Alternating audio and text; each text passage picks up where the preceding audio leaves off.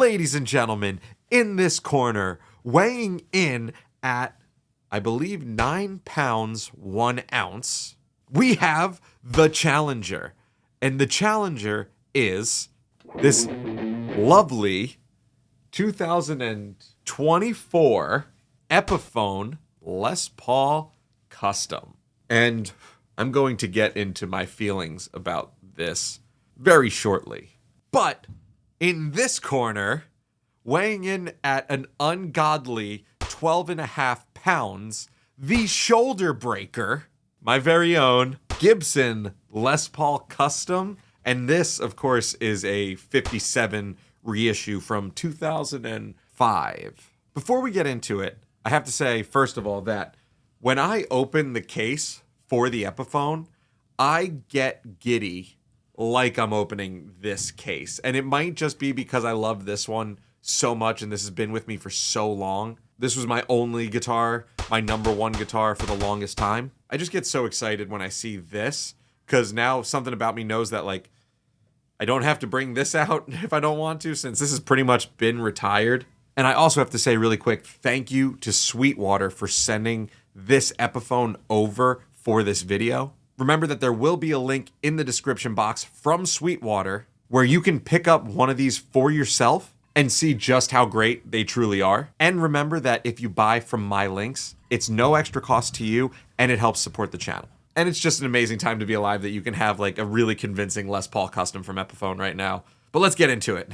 Oh, I do also have a few guitar lesson spots available right now. So if you are interested, I have the email below as well. Before we get to some tones, let's talk about specs. And this is a lot of fun because now this is a 9 pound, 1 ounce guitar, which is pretty perfect for Les Paul fans. Some Les Paul fans are like Les Paul size queens that insist on having the heaviest guitar possible.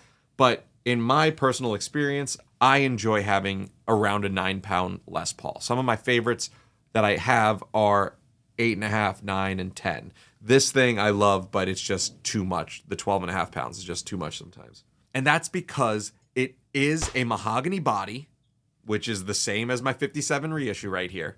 Not a one-piece mahogany body. I don't know how many pieces are under there, so, you know, before you jump down my throat. Of course, topped with a maple cap that who knows how many pieces, but honestly, who knows how many pieces it is on either of these.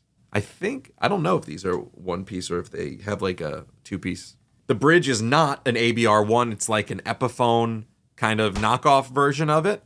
Still good. Haven't had any problems yet. Your standard 3-way switch on this one. Now let's talk about the pickups for a second, okay? So I forget truly now at this point. It's so funny because I truly forget at this point if these are 57 classics in this guitar or if they would have been doing custom buckers at that point. If you do know, tell me below, please. And every member of the new Epiphone inspired by Gibson custom collab, all of those guitars all come with custom buckers, which are the hands down probably the best, most accurate representation of a Gibson PAF that we have available right now. However, on this one, they chose not to put the custom buckers. It's the only one that doesn't have custom buckers.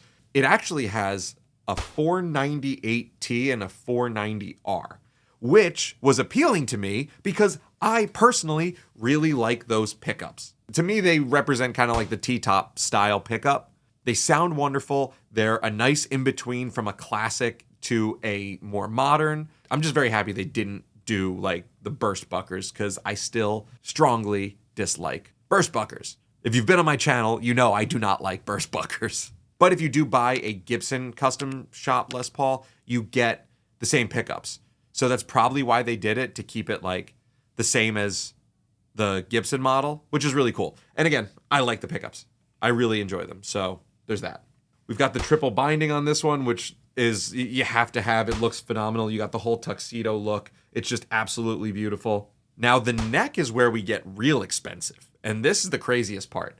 So people have said a few times that the Epiphone neck feels somewhere in between the custom shop 50s neck and a regular, standard neck or something. But I'm holding them right now next to each other, and this feels identical. I can't begin to explain to you how close these feel. Maybe a little wider at the top, maybe a little wider on the Epiphone. And the only other thing that I will say, like around here, they feel exactly the same. However, right here at the heel, this feels like it's carved deeper than this one. This one's definitely more shallow. And that's not the end of the world. I mean, everything, it shocks me that everything else feels so accurate.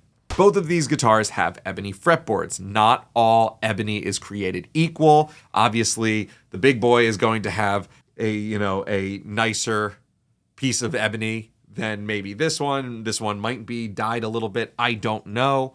But it does look phenomenal. And truly, ebony is about the feel, and it's got a nice tight grain on it. So it feels extremely, extremely smooth. And on top of that, you have, ready for this? The blocks are the real mother of pearl. They're not the pearloid that not only do they put on the Epiphones, but they also put on Gibson standards. So you have nicer pearl on this than you would on some of the Gibsons. Wait a second. I think the real 57s didn't have the real mother of pearl. So that's even crazier, And it does look, I don't know if it's going to show up on here. It looks, yeah, wow. It looks incredible. This piece right here is really nice. Let me see if you can see my Gibson. Yeah, see, it looks, something about the real mother of pearl is just, it's breathtaking. This 12th fret boy, check this out. Oh, yeah. This one looks like a glacier. It's just incredible. Things like this make me happy, Now zooming in even more, something that bothers me. I don't like that they didn't put fret nibs.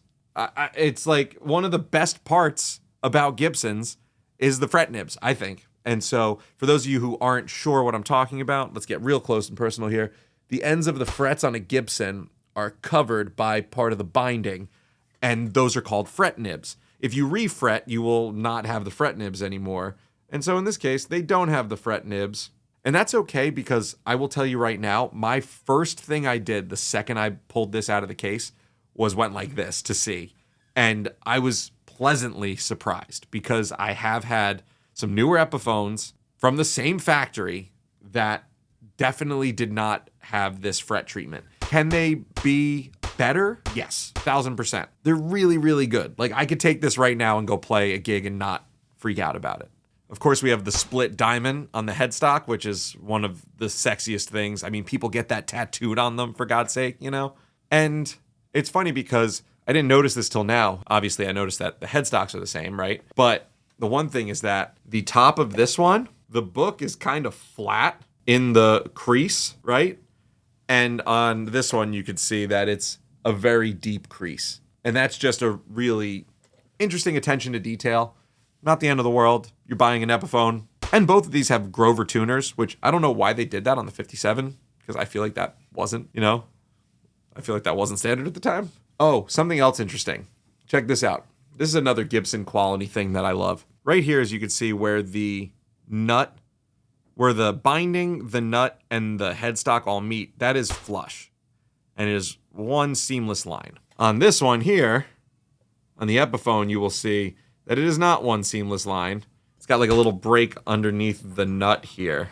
And again, this isn't the end of the world. The only reason that I get a little irked at the binding there and the fret nibs not being there is because that's what I look for in a Gibson. Like, to know that the guitar is not a fake is like I look for fret nibs and I look for that spot right there.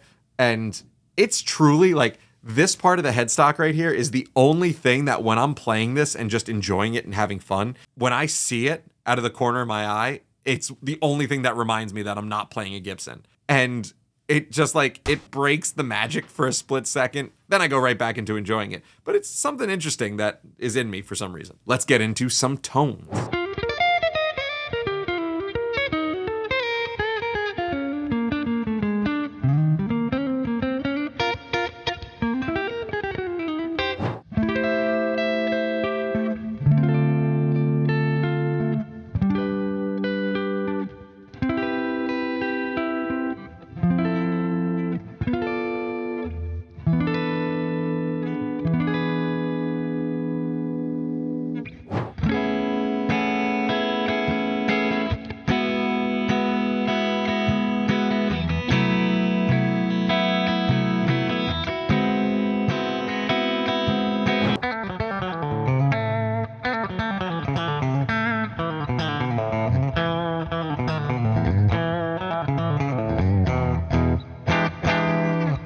Now for the Gibson. Let's see how the Gibson sounds.